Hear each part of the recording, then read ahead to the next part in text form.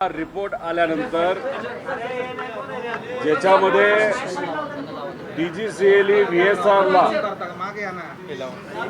28च्या ॲक्सिडेंटसाठी त्या ठिकाणी जबाबदार धरलं आणि मग हा रिपोर्ट जेव्हा 24 तारखेला परवा जेव्हा आला, तो रिपोर्ट आल्यानंतर हा रिपोर्ट घेऊन मी कालच्या दिवशी मुंबईला FIR करण्यासाठी गेलो होतो. तो माझा तिथं अधिकार आहे. तिथं आमचा FIR हा घेतला नाही.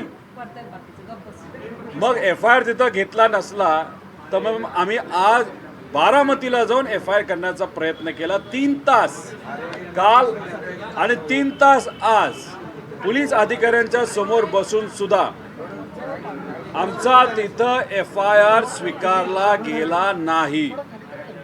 खरं तर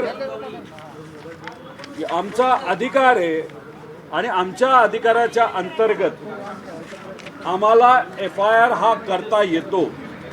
आम्हाला जे सांगण्यात आलं की ॲक्सिडेंट डेथ जी अजितदादांची झाली, म्हणजे कुठल्याही व्यक्तीचा आज गाडी चालवत असताना, मोटरसायकल चालवत असताना, नाहीतर रस्त्यावर चालत असताना ॲक्सिडेंट झाला आणि त्याच्यामध्ये एखाद्या व्यक्तीचा मृत्यू झाला तर त्या दिवशी लगेचच्या लगेच एक रिपोर्ट बनवावा लागतो. त्याला ॲक्सिडेंट डेथ रिपोर्ट म्हणतात. हा नॉर्मल रिपोर्ट आहे आणि दादांच्या बाबतीत सुद्धा प्रोसिजरप्रमाणे तो रिपोर्ट बनवला गेला आणि सगळी इन्व्हेस्टिगेशन त्या ॲक्सिडेंट डेथ रिपोर्टच्या अनुषंगाने तिथं सुरू आहे. आता मग आमचं असं मत होतं की 24 तारखेला DGCAचा रिपोर्ट आला, त्या रिपोर्टमध्ये VSRला जबाबदार धरले.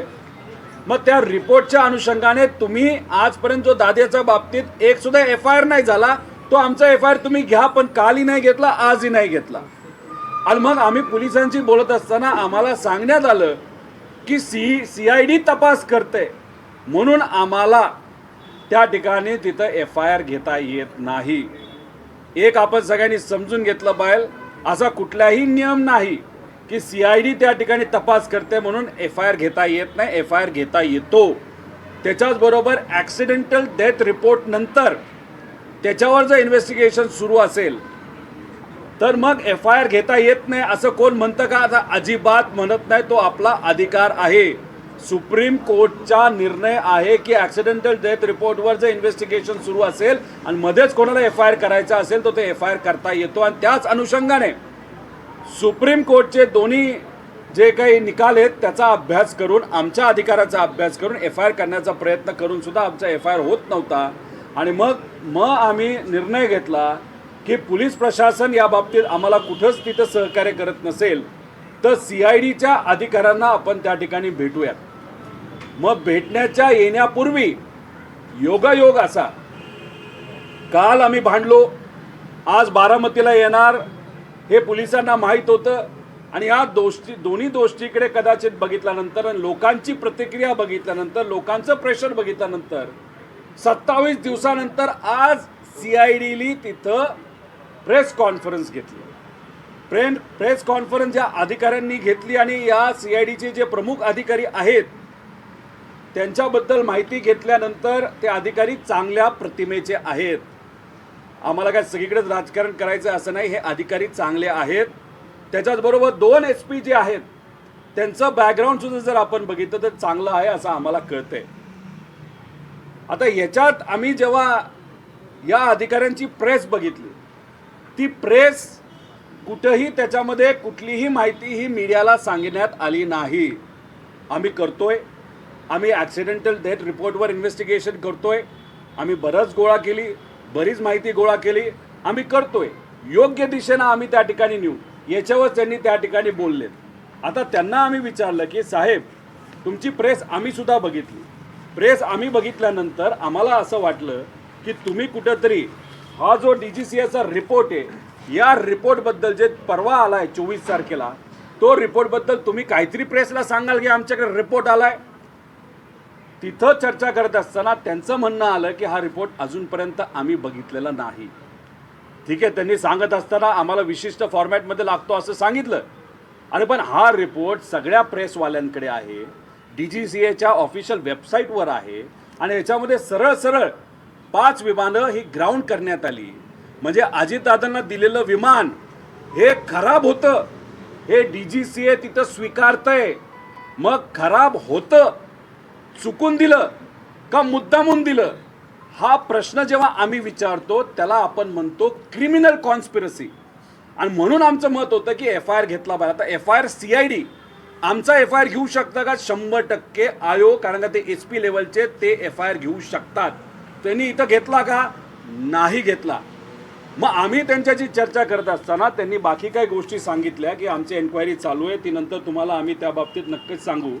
पण मग आम्ही म्हणजे मी काय केलं तर मग आम्ही FIR मध्ये घेतलेले जे मुद्दे आहेत ते माझ्या स्टेटमेंटमध्ये मी त्या ठिकाणी रूपांतर केले आणि ते रूपांतर केल्यानंतर अंडर सेक्शन 180 BNSS मी माझं स्टेटमेंट, कारण का जर एखाद्या व्यक्तीला एखाद्या मर्डरबद्दल, ॲक्सिडेंटबद्दल, नाही तर एखाद्या चोरीबद्दल, एखाद्या गोष्टीबद्दल जर माहीत असेल, मी त्याचा विटनेस असेल, नाही तर माझ्याकडे त्या बाबतीतली माहिती आहे, तर मी अजितदादांचा पुतण्या म्हणून, महाराष्ट्रातला एक नागरिक म्हणून, एक आमदार म्हणून आणि माझ्या पद्धतीने माझ्या लेवलला विरोधात असताना सुद्धा काही चांगल्या पत्रकारांकडनं, काही माजी अधिकाऱ्यांकडनं, काही जवळच्या लोकांकडनं, काही माजी पायलटकडनं, काही आजी पायलटकडनं जी काय माहिती मी गोळा केली, ही सगळी माहिती मी एका स्टेटमेंटमध्ये कन्वर्ट केली आणि स्वइच्छेने स्वतःहून न विचारता अंडर सेक्शन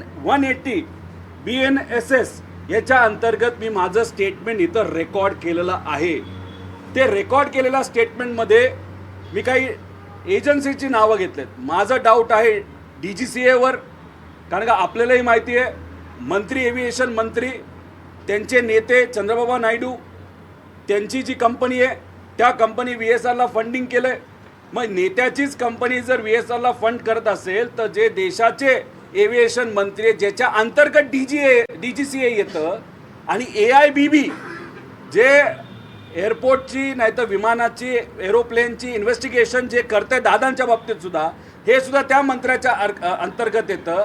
तर मग ही इन्व्हेस्टिगेशन ही चुकीच्या पद्धतीने मॅन्युपुलेटेड आणि नॉन ट्रान्सपरंटमध्ये तिथं कुठंतरी घोळ होऊ शकतो असं आमच्या सगळ्यांचं मत आहे. म्हणून आमचं मत होतं की तुम्ही DGCA पण तिथं कारवाई करा, कारण DGCAच रिपोर्टमध्ये म्हणतंय एअरवर्दीनेस नव्हता. आता एअरवर्दीनेस नव्हता याची जबाबदारी ही मालकाची आहे, VSRच्या, पण तो करतोय नाही करतोय हे बघण्याची जबाबदारी DGCAची आहे. त्यामुळे DGCA पण जबाबदार, VSR पण जबाबदार, त्याच्याचबरोबर ॲरो नावाची कंपनी, त्या ॲरोच्या जो व्हॉट्सअप चॅट आहे नाही तर जो ग्रुप आहे त्याच्यात अधिकारी जे जे आहेत जबाबदार, त्यांची मी नावं कोणाचंच घेतलं नाही.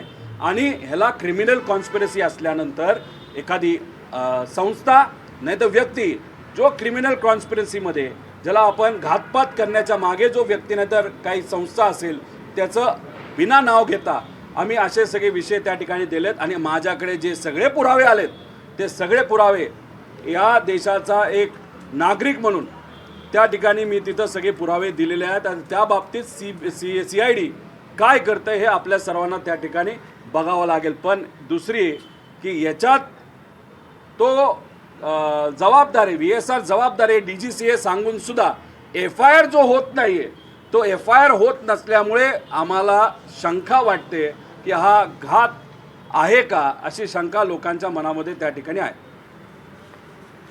CID गेल्यानंतर काय काय झालं? तुम्ही स्टेटमेंट नोंदवलंय, पण CIDने आधीच जो गुन्हा आहे त्याचा तपास सुरू ठेवलेला आहे. नवीन काय ते करणार आहे?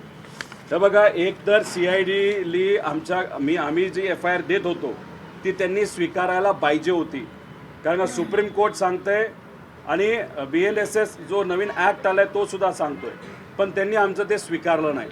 आमचं म्हणणं त्यांनी ऐकून घेतलं, हो आम्ही ह्या विषयावर लक्ष देतोय, हा नवीन मुद्दा आहे, हे आपल्याला घेता येईल. मग मी डॉक्युमेंट दिले, त्यांनी एक स्वीकारलं की जे सगळ्या प्रेस कॉन्फरन्सेस मी केलेले आहेत, जे जे पत्र मी दिलेली आहेत, ते सगळे प्रेस कॉन्फरन्सेस CIDली बघितलेले आहेत आणि त्याच्या अनुषंगाने सुद्धा ते काय एन्क्वायरी तिथं करणार आहेत. पण तुम्ही सुद्धा म्हणजे मीडियाली सुद्धा आणि महाराष्ट्राच्या जनतेने सुद्धा एक गोष्ट नमूद केली पाहिजे, जेव्हा CBIकडे हा तपास त्या ठिकाणी जाणार आहे तेव्हा CIDचे सगळे अधिकारी आहेत, ज्यांना मी चांगलं म्हणतो ते चांगले आहेत, त्यांच्या हातामध्ये हा तपास राहणार नाही.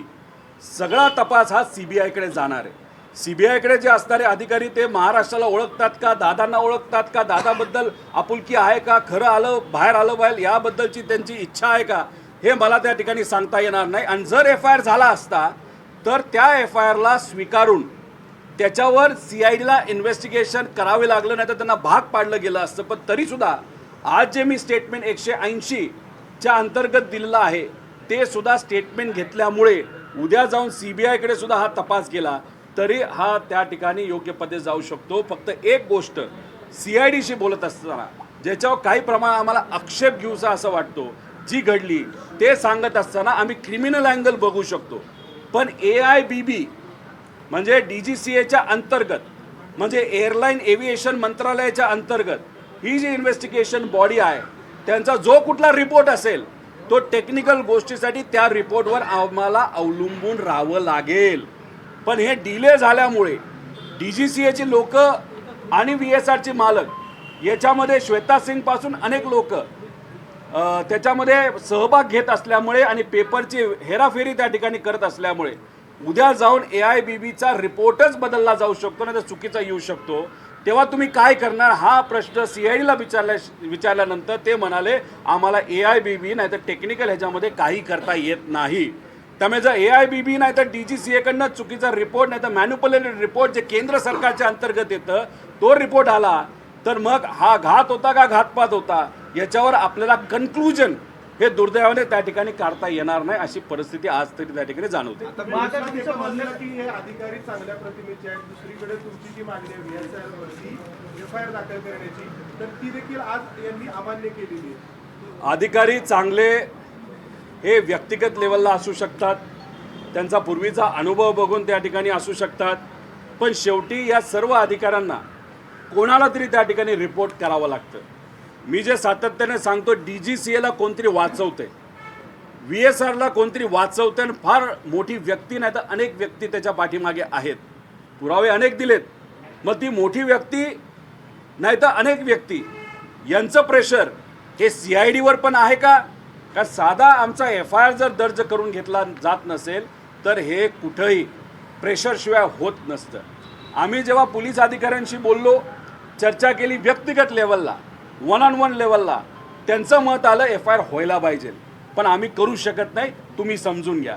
अरे आम्ही काय समजून घ्यायचं की तुमच्यावर प्रेशर आहे. मग तुमच्यावर प्रेशर असल्यामुळे अजितदादांचा जो तपास योग्य दिशेने जायला पाहिजे तो दुर्दैवाने त्या ठिकाणी जात नाही आणि अजितदादांना न्याय मिळणार नाही, अशी जर परिस्थिती होणार असेल तर ते योग्य नाही. हे बघा मी हे स्टेटमेंट दिलेलं आहे, त्याचा हा पुरावा आहे. This is my statement under section 180 BNSS 2023 हा ॲक्ट आहे. म्हणजे मी जे मला म्हणायचे ते त्या ठिकाणी दिलं आणि ह्याच्या पुढे सुद्धा जर मला काय सांगायचं असेल नाही तर कोणाला काय सांगायचं असेल तर ते तिथं आहे. तर ह्या स्टेटमेंट मी आत्ता माझी रेकॉर्ड केलेली आहे, मी स्वतःहून केलेली आहे, मला कुणी विचारलं नाही. फक्त का दादांना न्याय मिळाला पाहिजे, काकांना न्याय मिळाला पाहिजे, इन्व्हेस्टिगेशन योग्य पद्धतीची झाली. रिपोर्ट मॅनिप्युलेट केले जातील असा कुठला राजकीय दबाव आहे का या सगळ्या कारवाईवरती असं तुम्हाला वाटतंय? आणि तुम्ही जे म्हणताय कोण कोणाला तर वाचवतंय हे महाराष्ट्राच्या जनतेला कळू द्या. तुम्ही स्पष्टपणे नावं घेतली पाहिजे जर तुम्हाला जर वाटत असेल की कोण. हे बघा DGCAवर प्रभाव हा TDPच्या नेत्याचा आहे, कारण का TDP हा जो पक्ष आहे त्याचा एक खासदार राम नायडू हे या देशाचे राममोहन नायडू हे देशाचे एव्हिएशन मंत्री आहेत. आता एव्हिएशन मंत्री त्यांना कुणी बनवलं तर चंद्रबाबा नायडू साहेबांनी बनवलं. चंद्रबाबा नायडू साहेबांच्या जवळच्या लोकांची एक NBFC आहे, पतपिढी आहे. त्या पतपिढीली VSRला फंडिंग केले, पैसे दिलेत, करोडो रुपये दिलेत. आणि मग एव्हिएशन मंत्र्याच्या बॉस जो आहे त्यांचा जो नातेवाईक सुद्धा आहे चंद्रबाबा नायडू याचीच कंपनीचं VSR बरोबर आर्थिक दृष्टिकोनातून संलग्न असेल आणि चंद्रबाबा नायडू साहेब स्वतः जर जयपूरला रोहित सिंग म्हणजे जो VSRचा मालक आहे त्याच्या लग्नाला त्या ठिकाणी जात असतील तर याच्यावरूनच समजून घ्या DGCA आणि AIBB हे जे इन्व्हेस्टिगेशन करत आहेत ते इन्व्हेस्टिगेशन पारदर्शक नाही असं आमचं मत आहे. त्यामुळे त्या मंत्र्याला त्या ठिकाणवरनं काढा ही आमची मागणी आहे. TDPकडे ते मंत्रालय देऊ नका, दुसरं कुठलंही त्या ठिकाणी द्या आणि पारदर्शक पद्धतीने अंडर सेक्शन 12 ऑफ DGCA म्हणजे आता अंडर सेक्शन 11 म्हणजे आतल्या त्यांच्याच माणसाच्या अंतर्गत जी इन्व्हेस्टिगेशन केलं जाते ते न करता अंडर सेक्शन 12 DGCAचा एक सेक्शन आहे 12 ज्याच्यामध्ये ते वेगळ्या पद्धतीने इन्व्हेस्टिगेशन करू शकतात टेक्निकल आणि बाहेरच्या पण काही चांगल्या एजन्सी त्याच्यामध्ये घेऊ शकतात. त्यामुळे TDP या मंत्रालयामध्ये असल्यामुळे त्याचा नेता तिथं असल्यामुळे आणि राम मोहन नायडू त्या ठिकाणी असल्यामुळे हे इन्व्हेस्टिगेशन योग्य दिशेने जात नाही असं आमचं मत आहे. त्याच्याचबरोबर भाजपच्या काही नेत्यांचं आणि या VSR कंपनीचं आर्थिक नातं आहे हे सुद्धा तिथं आम्हाला कळल्यामुळे तिथूनही प्रेशर असावं म्हणून FIR घेतला जात नाही आणि म्हणून भाजपचे मोठे नेते हे माझ्याबद्दल फक्त भाजपचेच मोठे नेते माझ्याबद्दल त्या ठिकाणी नकारात्मक बोलतायत. एकनाथ शिंदे साहेबांचा कुठलाही नेता तर रोहित पवारांनी CID अधिकाऱ्यांची भेट घेतल्यानंतर माध्यमांशी संवाद साधलेला आहे आणि अजित पवारांच्या अपघाती निधनानंतर काही महत्त्वाचे मुद्दे पुन्हा एकदा रोहित पवार यांनी उपस्थित केले. त्याचबरोबर राम मोहन नायडू यांना मंत्रिपदावरून हटवा अशी मागणी देखील आता त्यांनी केली आहे.